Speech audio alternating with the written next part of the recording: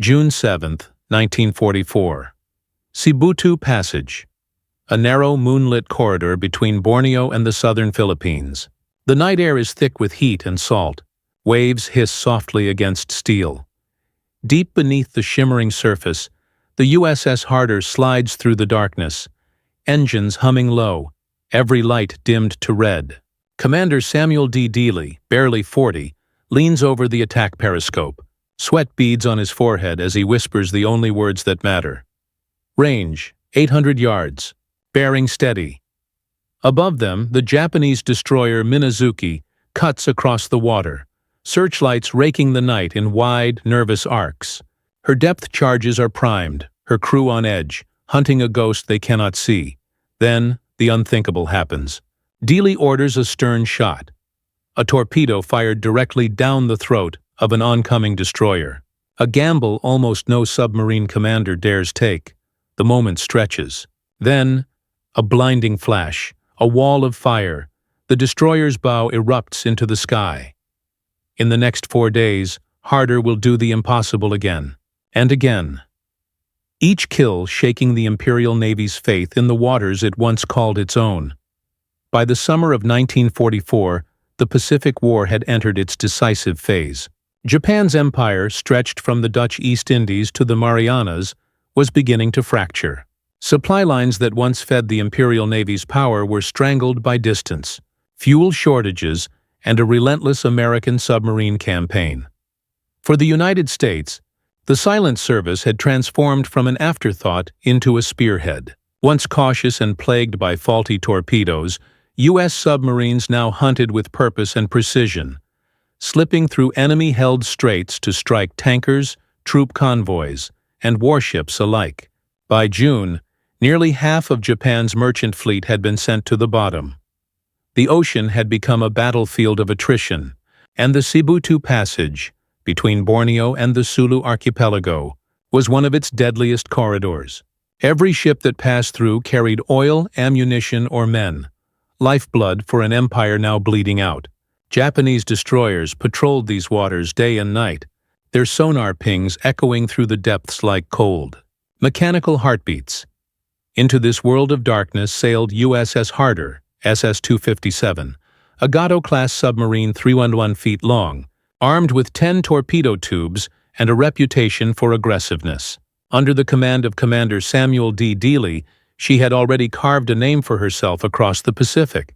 Her crew called him Fearless Freddy, though his manner was quiet, deliberate, a Texas-born officer known for his unshakable calm under fire. Dealey had studied the Japanese destroyer captains. He knew their rhythm, their instincts, and how to break them. He also knew his own limitations. The American Mark 14 torpedo had betrayed many before him, running too deep, failing to detonate, or circling back in deadly arcs.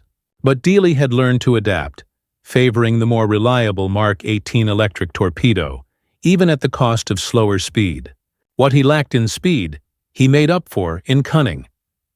Harder's 5th War Patrol began in May 1944, sailing from Fremantle, Australia. Her orders: disrupt Japanese destroyer movements and cover the approaches to Tawi-Tawi, where Japan's combined fleet was massing for what would soon become the Battle of the Philippine Sea. Intelligence suggested convoys and escorts gathering in these shallow, confined waters, a nightmare for submariners. Depth charges were routine, escape routes few. But Dealey saw opportunity where others saw death traps. He intended to bring the war right to Japan's doorstep, to strike not merchantmen, but the hunters themselves. As Harder approached the Sibutu Passage, the crew slipped into the tense rhythm of combat patrol. In the control room, voices dropped to whispers. Every ping of sonar could mean discovery. Every distant thump could be the prelude to a rain of depth charges. The air smelled of oil and fear. Yet within this steel shell there was confidence. Not bravado, but trust. They had done this before. By early June, Harder's log recorded multiple contacts. Destroyers patrolling from Tawi-Tawi to Borneo were on edge, guarding Japan's last secure fuel routes. At night, Harder surfaced to recharge her batteries under the thin crescent moon. During the day, She ghosted below periscope depth, listening. Then came June 6th. The same day American troops stormed Normandy half a world away. Dealey's war was fought in silence, but it was no less decisive. That night, radar picked up 2 destroyers heading north through Sibutu Passage. Harder maneuvered, submerged, and waited. The destroyers passed close, too close. Dealey fired a spread of torpedoes. One struck home. A violent detonation ripped through the dark, echoing across the sea. The Japanese destroyer Minazuki was blown apart.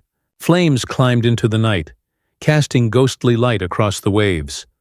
For the Japanese, it was unthinkable. Their destroyer escorts, the Hunters, were supposed to dominate these waters. But in the span of a heartbeat, a single American submarine had turned Hunter into prey.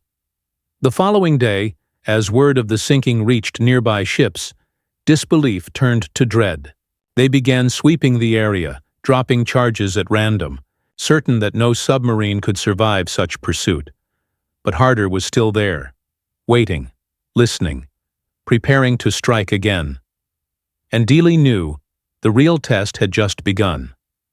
Sibutu Passage, a narrow, deceptive stretch of blue between Borneo's coral edge and the Philippine Islands, was more than just a lane on the map.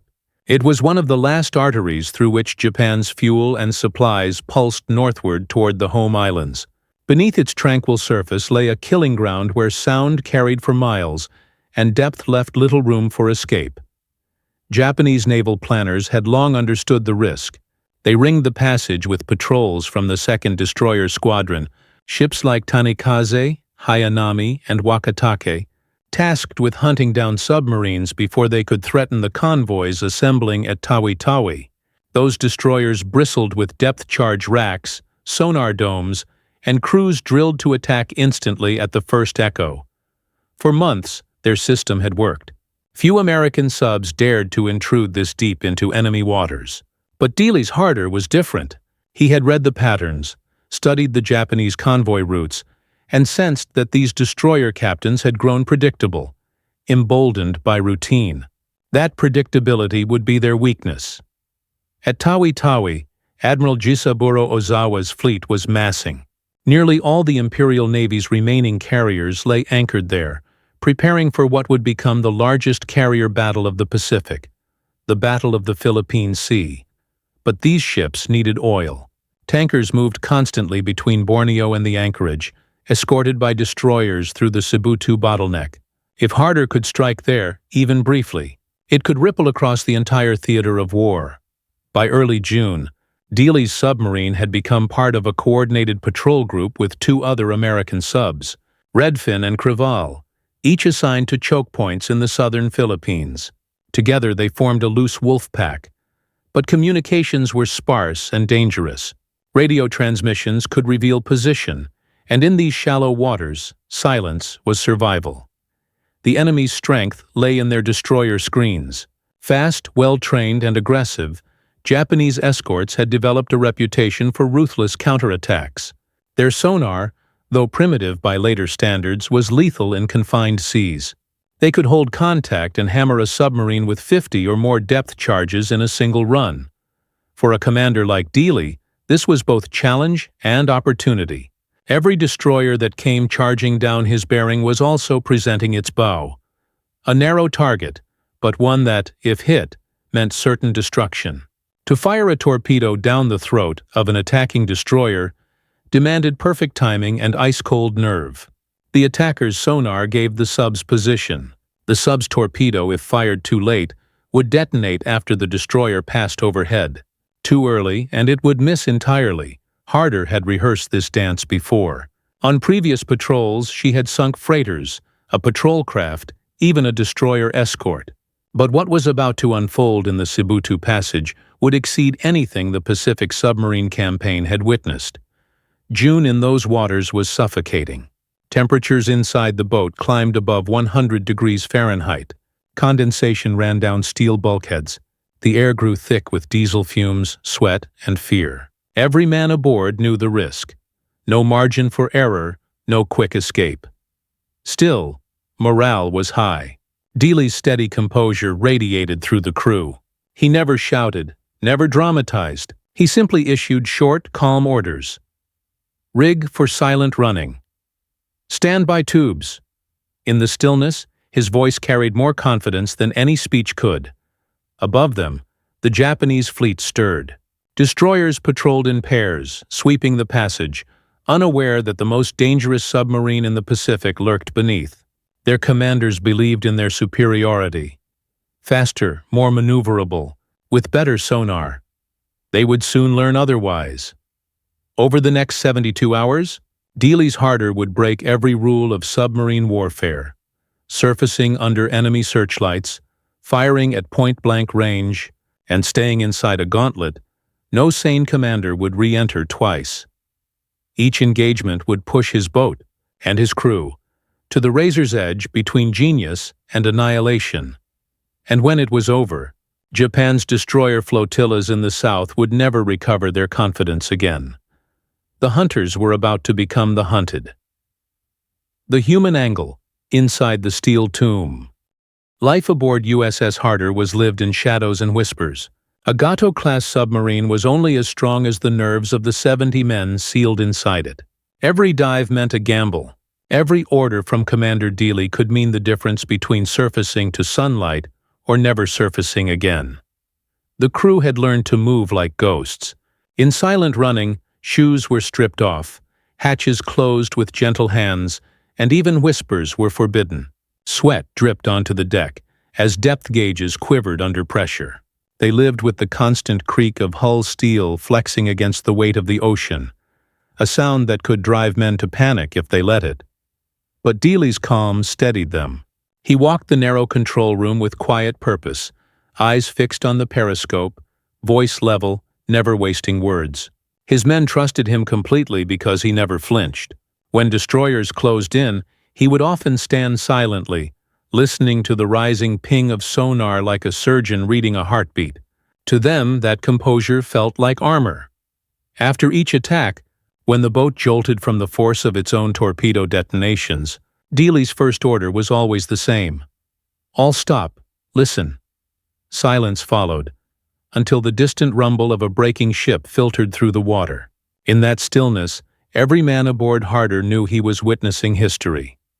It wasn't courage born of recklessness. It was discipline, routine, and faith in one another. For the men of Harder, fear never left. It simply became part of breathing. The tactical angle, the art of the down-the-throat shot submarine warfare in 1944, was governed by stealth, patience, and geometry. A submarine commander needed to think in vectors, not emotions. Dealey had mastered that language. The down-the-throat shot, firing torpedoes directly at an onrushing destroyer, was considered suicidal. The target's bow presented the smallest possible cross-section. A single mistake in range or timing, and the destroyer would ram or depth-charge the submarine before the torpedoes even armed. Yet Dealey understood the mathematics of aggression. The closer the destroyer came, the less time it had to react. At short range, even a small deviation in bearing could mean instant death. For either side. During the Sibutu engagements, Harder executed multiple such attacks. Dealey waited until the destroyer's sonar ping was deafening, until propeller noise filled the control room like thunder. Only then did he order, "Fire 1, fire 2." The result was devastating. Torpedoes left the tubes with a low hiss, their trails invisible beneath the moonlit surface. Within seconds, the destroyer's bow erupted, lifting clear of the water before splitting in two. To the Japanese it seemed impossible. How could a submarine attack while being chased? To the men aboard Harder, it was simply Dealey's way of flipping the script. In those moments, he wasn't fleeing from destroyers. He was hunting them. Each shot redefined what submarine tactics could be. Aggression, once considered recklessness, had become precision. Dealey's moves would later be studied in post-war naval training as examples of calculated audacity, proof that psychological dominance could be as lethal as firepower. The technological angle. Machines in the deep. The Gato-class submarines were the backbone of America's undersea war. Long, lean, and tough enough to dive to 300 feet, though commanders often pushed them deeper. Inside, they were an orchestra of valves, gauges, and circuits, maintained under conditions no surface ship could imagine. Harder's fire control heart was the TDC, Torpedo Data Computer, a mechanical brain that solved angles, speeds, and bearings faster than human instinct could. Operators fed it data through hand cranks while Dealey tracked targets through the periscope. Every torpedo fired was a blend of mathematics, physics, and raw nerve. But the true unsung hero was the Mark 18 torpedo, electric, wakeless, and silent. Unlike the older steam-driven Mark 14s, which left trails of bubbles visible on the surface, the Mark 18 gave Harder the advantage of invisibility. The trade-off was speed, slower with shorter range. But for Dealey's close-range style, it was ideal. The submarine sonar, primitive compared to modern systems, was still lethal in the right hands. Sound was life underwater. Every propeller beat, every echo told a story. The crew's sonar men could distinguish destroyers from tankers by ear alone. And above them, Japanese destroyers wielded Type 93 depth charges, each capable of crushing a submarine hull if detonated close enough. The surface ships used Type 93 long-lance torpedoes, formidable weapons, but their sonar lagged behind American developments. In the confined waters of Sibutu, that gap proved fatal. Every explosion, every tremor, was filtered through the lens of these machines. Inside Harder, men and technology became extensions of each other, a living, breathing weapon designed for silence and sudden death.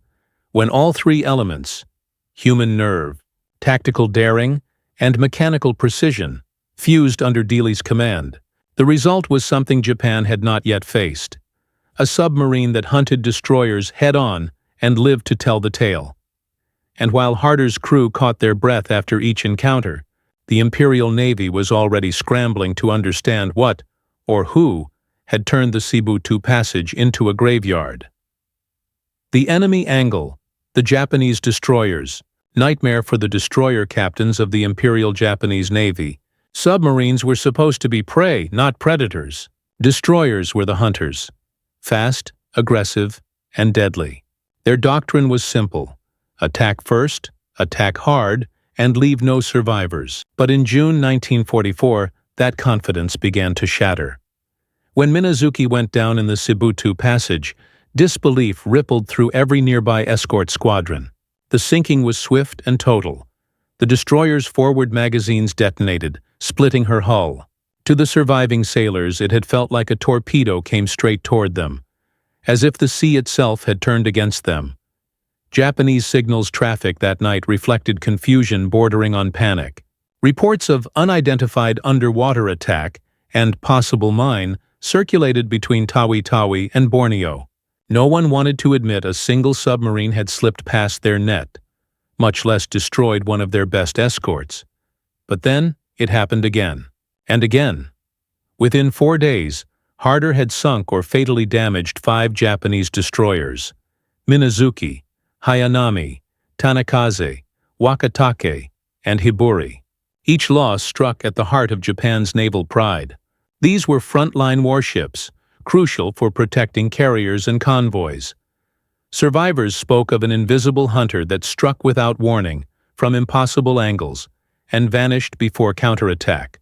One captain described it as a ghost, ship that waited beneath our hearts. The Imperial Navies. Commanders were forced to withdraw several destroyers from escort duty to regroup and reevaluate their anti-submarine strategy, an indirect victory that rippled across the theater. In the span of 4 days, Harder didn't just destroy ships, it destroyed a doctrine. The leadership angle, Commander Samuel D. Dealey. Samuel David Dealey was not a man who sought glory. Born in Dallas, Texas, he graduated from the Naval Academy in 1930, quiet and steady. His peers described him as polite, humble, a gentleman warrior. But beneath that calm exterior was a tactical mind sharpened by years of combat. Dealey's leadership was defined by simplicity and trust. He never demanded respect. He earned it. His orders were brief, precise, and often underplayed. "We'll get him," he would say before an attack, and that was enough. He believed in leading from the periscope, never asking his crew to endure what he wouldn't himself. When Harder came under depth charge attack, Dealey remained in the control room, steadying his men with his silence. Even in chaos, his voice was level. "Hold it steady. Trim the boat." It wasn't recklessness that drove him. It was responsibility. He knew that every aggressive move could mean losing his crew, but he also knew that hesitation killed more submarines than boldness. His personal motto, as one officer later recalled, was, "The only safe submarine is the one that strikes first." Dealey's instinct for timing and geometry made him a legend in the U.S. Navy's submarine force. Admiral Charles Lockwood, commander of Submarines Pacific, once said, "Sam Dealey made his boat do things no one else would have dared to try." When the Navy reviewed Harder's patrols after the war, they found a pattern: precision attacks, short engagements, minimum waste. Every torpedo counted. Every maneuver had purpose. It was leadership distilled into action, and those 4 days in Sibutu Passage would stand as the ultimate testament to that leadership. Calculated. Audacity that bent the will of an empire. The moral and psychological angle. The weight of victory success in submarine warfare carried a silent cost. Beneath the cheers and decorations lay the human toll of what it meant to fight unseen, to strike and never see the faces of those who died. The men of Harder lived with that knowledge. When a torpedo found its mark, the crew would sometimes hear the muffled screams of men trapped in the sinking ship through the hydrophones, distorted by water, but unmistakably human. Those sounds lingered in the control room long after the sonar went silent. Commander Dealey seldom spoke of it. He carried the burden privately, often retreating to his tiny cabin after engagements. Crewmen later said he would sit alone for hours, reading letters from home or writing brief entries in his logbook. He never celebrated a sinking, only logged it, marked the position, and moved on. In the larger war, Harder's achievements were celebrated as triumphs of courage and precision. But to those aboard, victory was measured not in ships sunk, but in survival. Every man knew that at any moment, one bad dive or one lucky depth charge could end them all. The sea gave no second chances. Yet despite the fear, there was pride, not in destruction, but in mastery. They had faced the Imperial Navy's best hunters and lived. They had proven that courage and clarity could outmatch speed and firepower. And deep down, every man aboard knew they had witnessed something extraordinary. One commander, one submarine, altering the course of the Pacific War in just 4 relentless days. As the smoke cleared over Sibutu Passage, the Imperial Navy scrambled to restore order.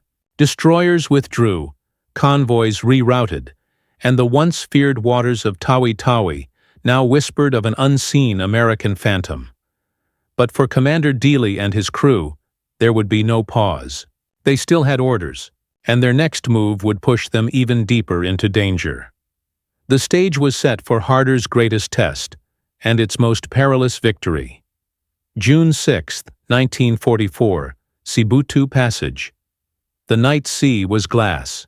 Moonlight shimmered across the surface in long silver streaks, illuminating the shadows of palm-covered islands on the horizon.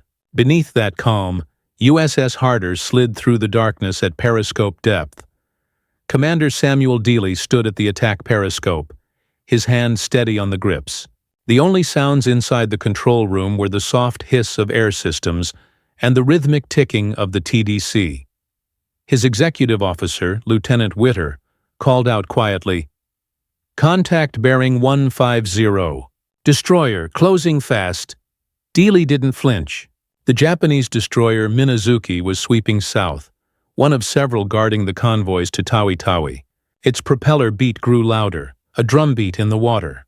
The destroyer was hunting, its sonar pings slicing through the ocean like knife blades of sound. At 2,000 yards, the destroyer changed course, now heading straight for Harder. The sonar operator's voice trembled. "Range decreasing fast. He's coming right down our throat, Captain." Dealey's reply was calm, almost soft. "Very well. Stand by aft tubes." It was the most dangerous shot in submarine warfare, a down-the-throat attack. The destroyer's bow pointed directly at Harder, giving the narrowest possible target.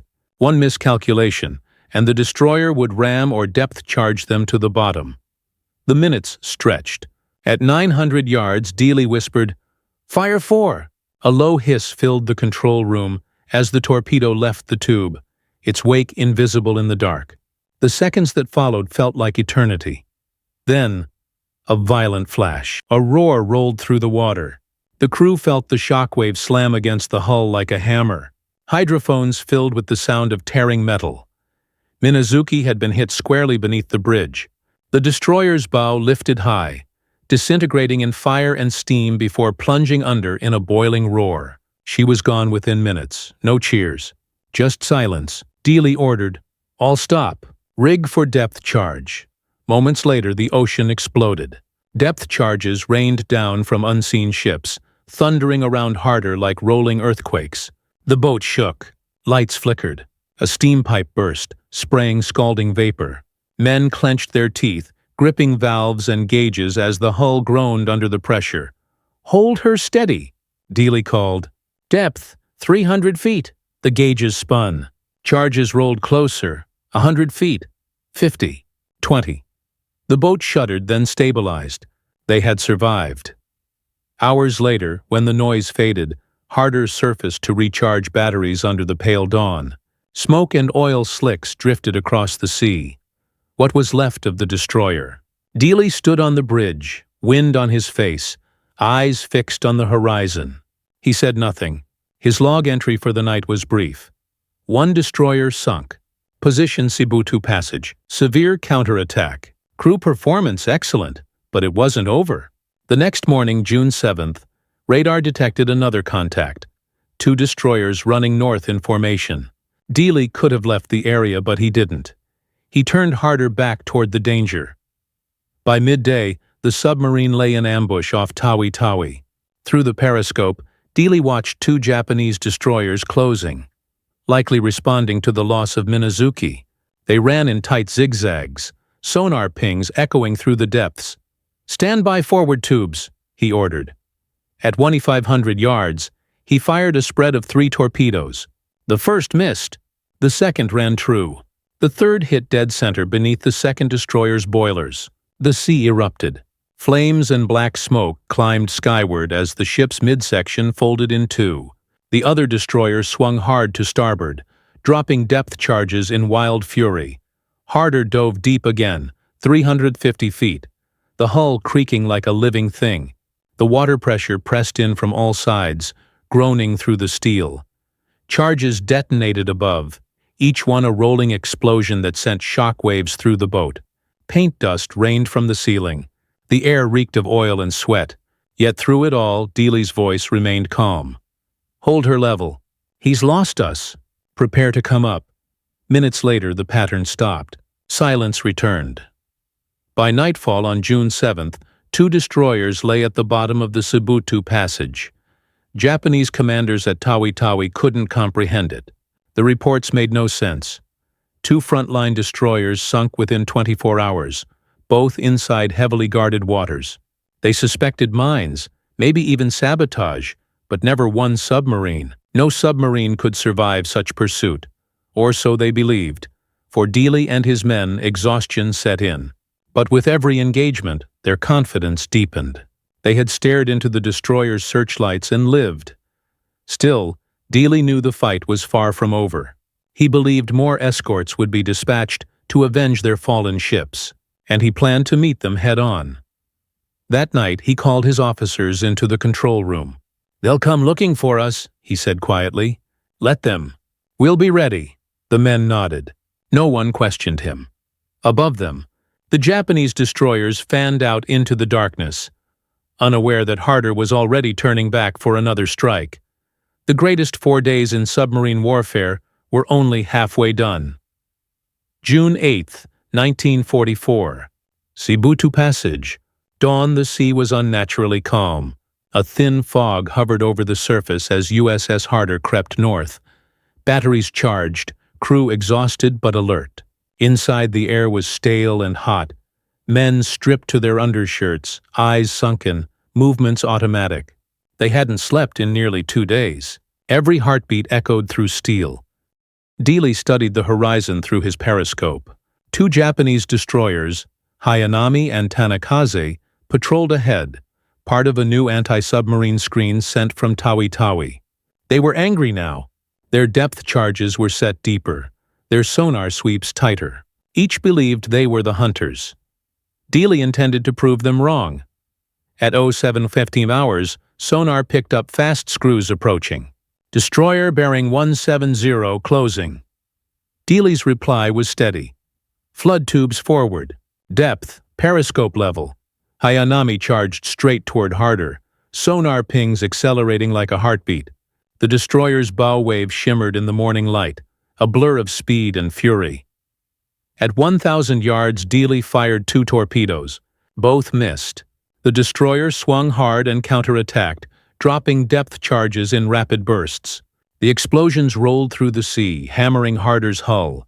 One detonation blew a gauge off its mount, spraying water across the control room.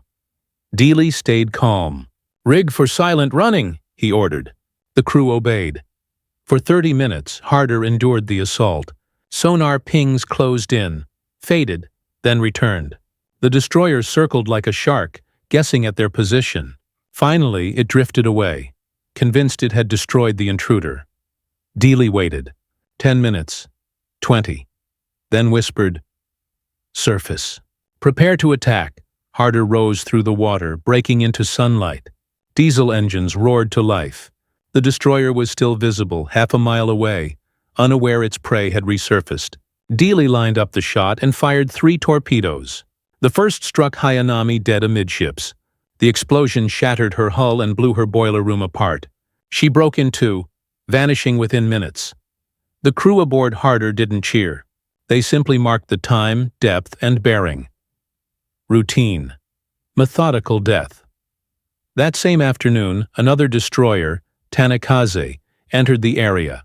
It was the pride of the escort fleet, fast and heavily armed.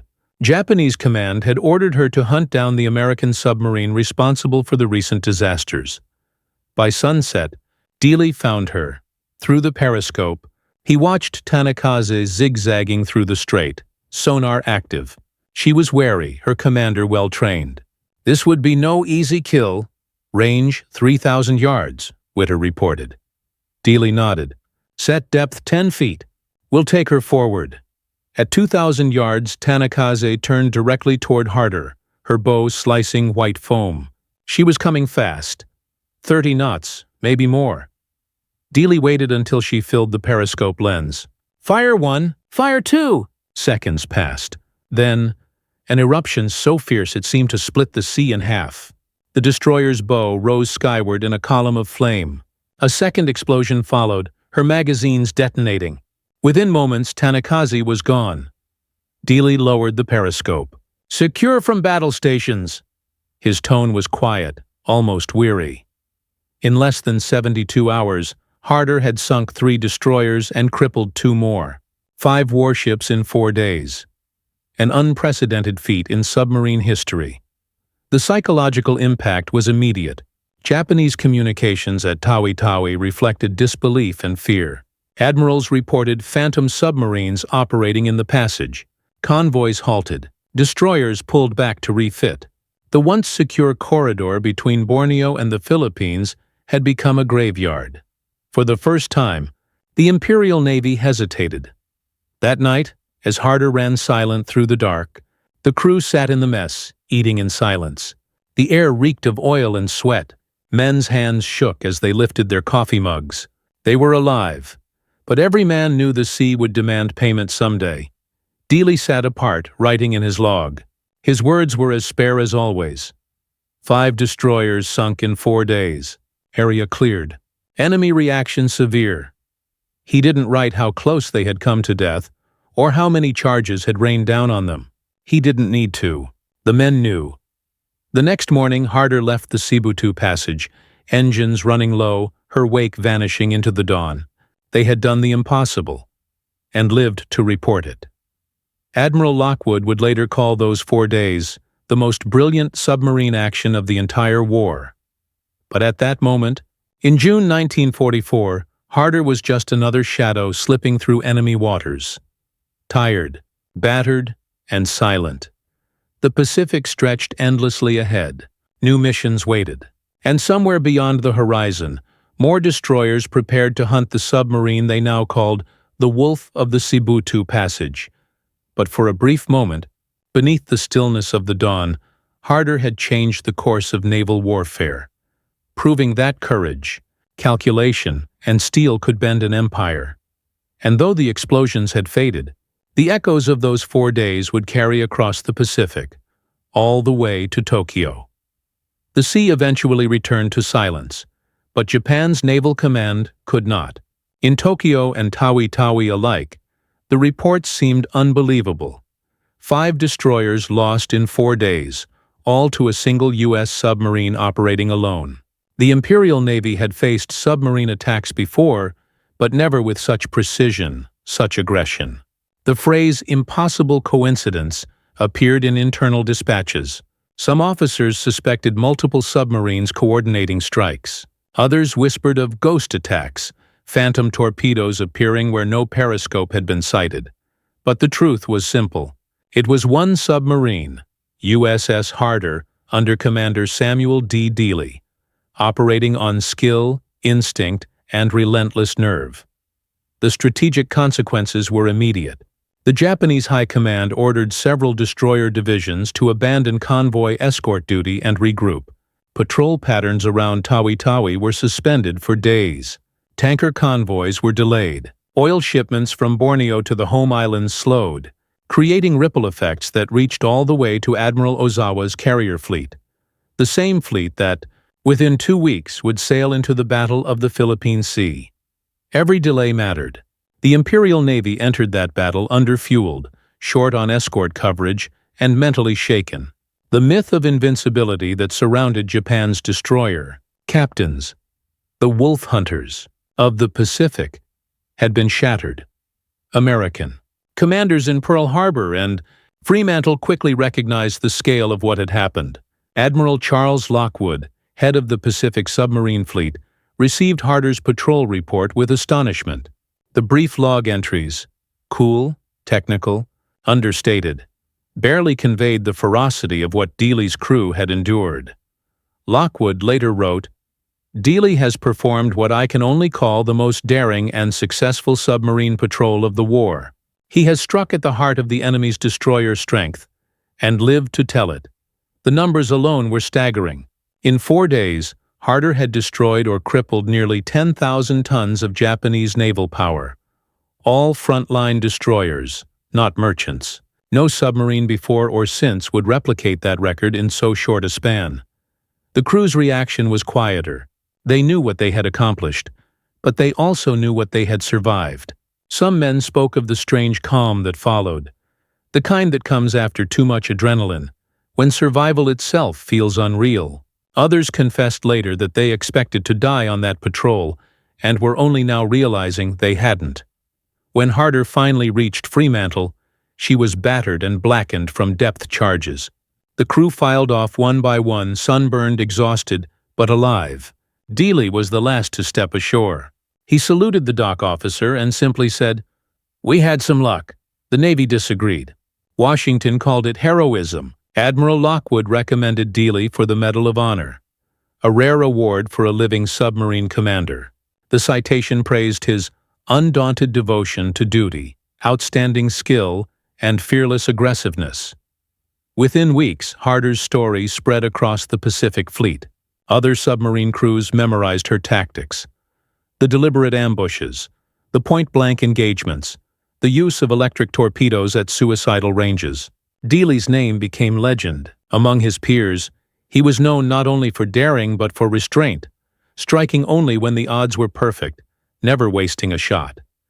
For the Japanese, the impact ran deeper than numbers.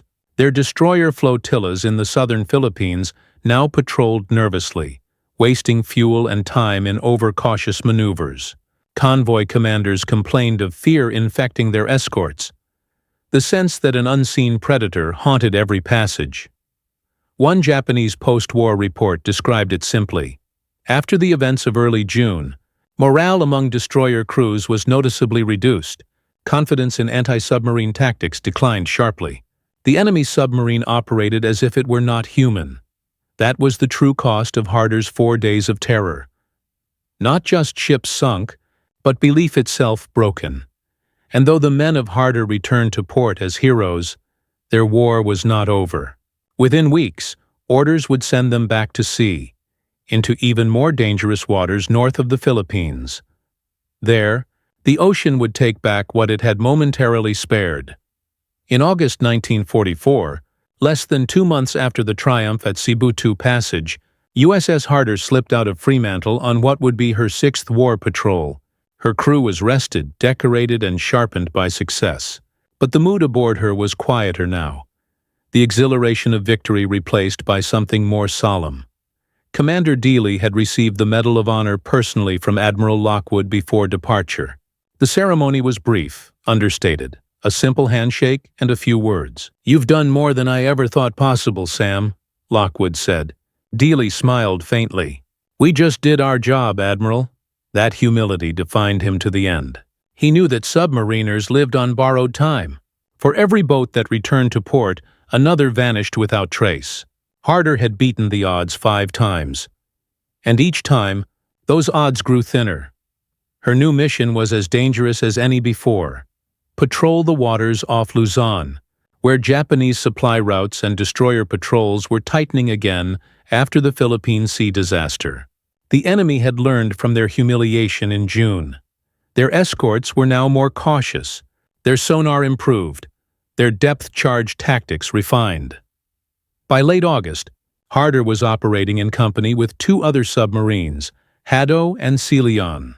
The trio communicated through coded radio bursts, stalking convoys near Dassel Bay. On the morning of August 24th, Harder intercepted a group of Japanese ships, including an escort vessel, CD-22, and several freighters. At 07:20 hours, Harder attacked. 2 torpedoes struck true, sinking a freighter. But in the confusion, the escort closed in fast. Hydrophone operators aboard Harder heard the rising whine of propellers. Closer, closer. Then the metallic chirp of sonar locking on. "Sound contact increasing," the operator warned. Dealey gave his final command. "Take her deep." Moments later, a string of depth charges detonated almost directly above the submarine. The explosions were violent, continuous. A series of hammer blows that tore through steel and silence alike. One charge, perfectly placed, likely crushed the forward compartments instantly. The rest followed, folding the hull like paper under pressure. At 07:28, the sonar echoes faded. Harder never resurfaced. All 79 men aboard were lost. The Imperial Japanese Navy, unaware of who they had just destroyed, recorded the contact simply, "Submarine sunk. Great explosion. Oil rising." Back in Fremantle, Harder's silence grew unbearable. No messages, no signals. After weeks of hope, she was listed overdue, then lost. Admiral Lockwood, who had sent Dealey off himself, received the report quietly. Later, he wrote in his diary, "The hardest blow of the war. The loss of Sam Dealey and Harder. There was none braver." The U.S. Navy posthumously awarded Dealey his 5th Navy Cross, one for each patrol, making him one of the most decorated submarine commanders in American history. His Medal of Honor citation now carried a new weight, not just for heroism, but for sacrifice. For the men of the Pacific Submarine Force, Harder's legend endured as both inspiration and warning. Her patrols became required study for new skippers, a lesson in audacity balanced by the ocean's unforgiving truth. No matter how skilled or brave, the sea eventually claims its due. The Japanese, too, remembered her.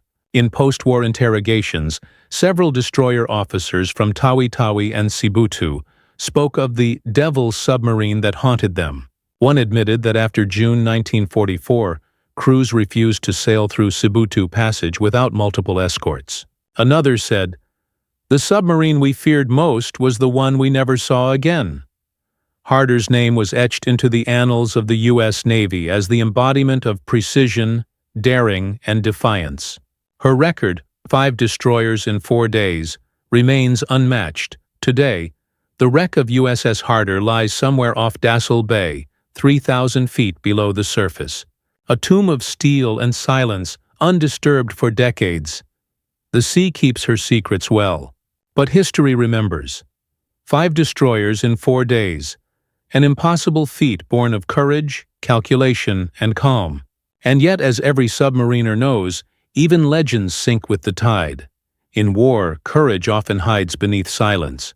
For USS Harder and Commander Samuel D. Dealey, silence was both weapon and fate.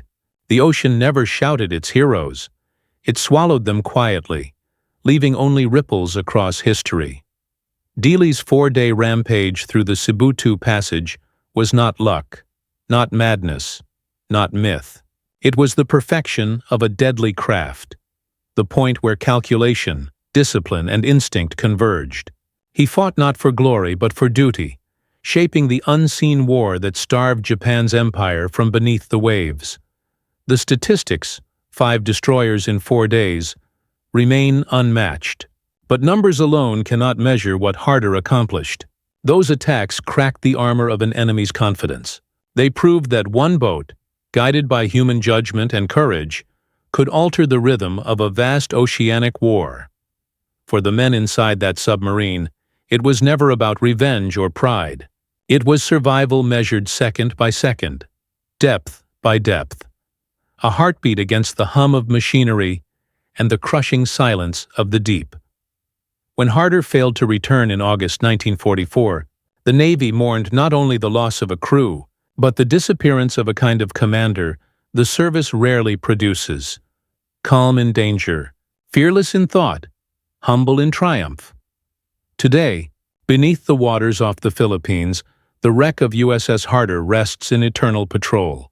Her steel hull lies among the currents, her logbook closed but her story alive in every submarine that sails under the American flag. She was called the ship that sank 5 destroyers in 4 days.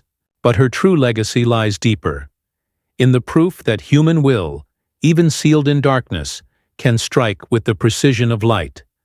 The ocean keeps her now, a monument to quiet valor. And somewhere in that endless silence, the echo of Dealey's last order still lingers, steady, calm, resolute. Stand by tubes. If this story moved you, if you felt the tension in that steel hull, the courage of those 79 men, help keep their memory alive.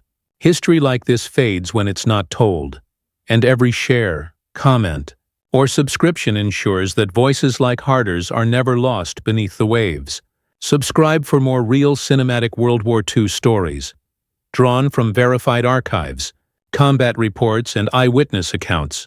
Share this video with someone who believes bravery only lives on the surface, and tell us in the comments, what would you have done locked in the deep, hearing the destroyers close in? Because remembrance is our way of surfacing again.